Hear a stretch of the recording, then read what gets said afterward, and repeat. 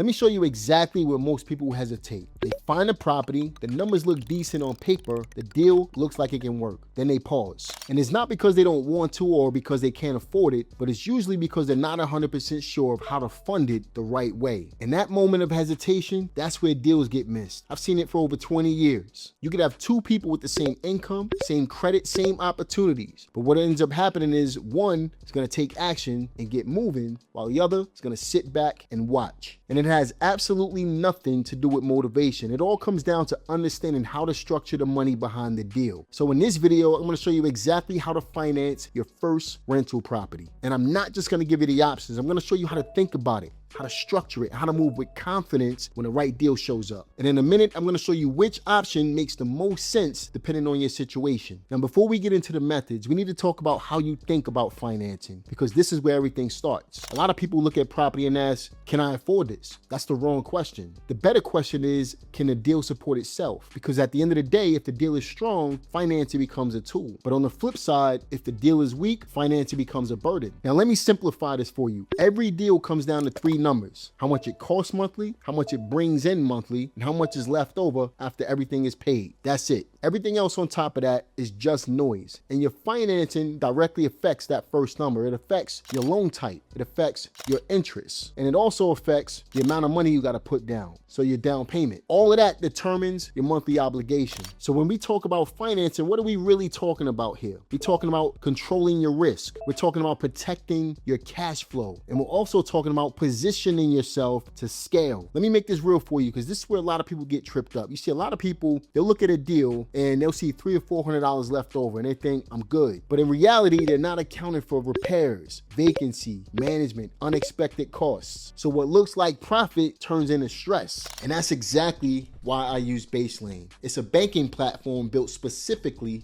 for real estate investors with built-in bookkeeping and real-time financial tracking. And the best part is it automatically generates CPA-ready balance sheets whenever I need them. No spreadsheets, no guessing. Plus, it tracks depreciation and cost segregation directly inside the platform, so you can accelerate deductions and taxable income without trying to manage all of that manually. And I can track everything directly from my phone, property by property, anytime. So if you're serious about building your portfolio, you need to know your numbers. Be sure to check out Baselane using the link in the description box below. Now let's get back into the content. And that's the difference between owning real estate and enjoying real estate. And if you saw my last video right here on analyzing deals, this is exactly where most people get it wrong. So let's start with the foundation: conventional financing. If you're a working professional, you got stable income, you got decent credit, you got some savings in your bank account, this is one of the strongest positions you can be in, because a conventional loan can give you a lower interest rate, it can give you predictable payments, and it also can give you long-term control. Now, here's how to think about it strategically. Instead of you asking how much do I need to put down, you want to ask, how do I structure this deal so it can work? So let's say you're looking at a $250,000 property. 25% down would be $62,500. Now, instead of focusing on $62,000, focus on what that actually does for your payment. Because at the end of the day, a lower loan amount is going to equal a lower monthly payment. And a lower monthly payment is going to equal stronger cash flow. So when you're looking at all of this, that's the trade-off. You see, you're not just putting money down, you're buying down your risk. And here's something I want you to understand clearly. Putting down money is not just a requirement, it's a strategy. Because the more you control your payment, the more control you have over a deal. And control is what keeps you in the game long term. You see, experienced investors, they don't go ahead and rush into 5 deals. They focus on one solid deal that performs and builds confidence. Because once you understand one deal, scaling becomes easier. Now let's talk about leverage in the most practical form: house hacking. This is one of the smartest ways to enter the market with less capital, because it allows you to put down 3 to 5%. It allows you to access owner-occupied loan terms, and it allows you to offset your living expenses. But let's talk about it in a real-world way. If you're paying $2,000 a month in rent right now, that's $24,000 a year leaving your pockets. You don't get a return on that. You don't get any equity from that. You don't have any control over that. Now imagine you do this instead. You buy a duplex, you live in one unit, and you rent out the other unit. Now your house cost drops dramatically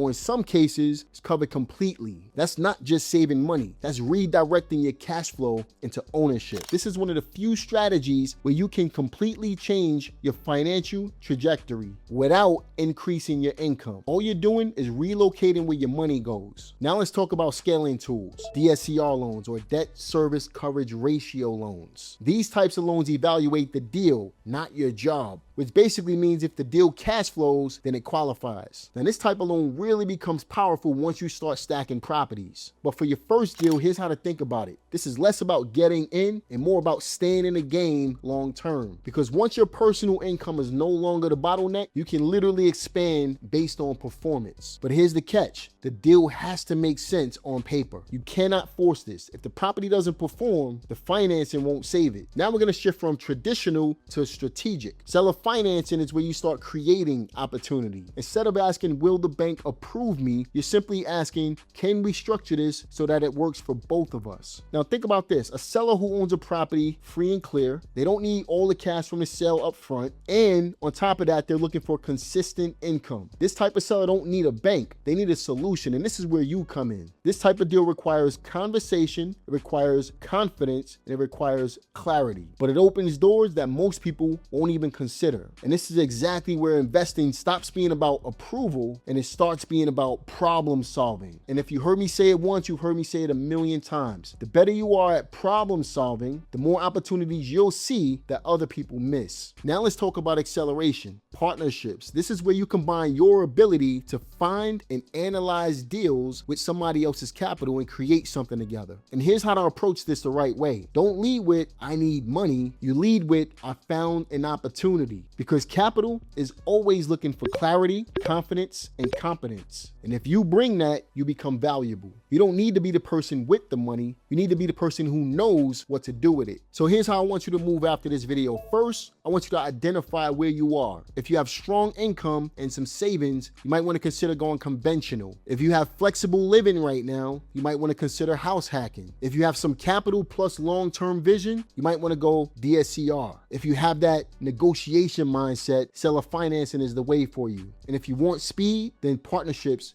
is going to be your best play. Second, start reviewing deals right away, but don't do this casually. Do it with intention, because financing only matters when it's something worth funding. And third, be ready to move, because when the right deal shows up, you want to recognize it, you want to structure it, and you want to move forward with confidence. Look, financing is not what's holding people back. Uncertainty does. And once you understand how to structure a deal properly, you stop hesitating, you stop overthinking, and you start moving. Because when the right deal shows up, you'll know exactly what to do. And if you're serious about building your first rental property the right way, make sure you subscribe, because I'm walking you through this step by step so you can do it with clarity and not costly mistakes. And also, if you need some hand holding, feel free to check the link in the description box below. See how you can work with my team and I one-on-one. Again, like this video, subscribe to this channel, click the notification bell, and I'll see you guys on the next one. Take care.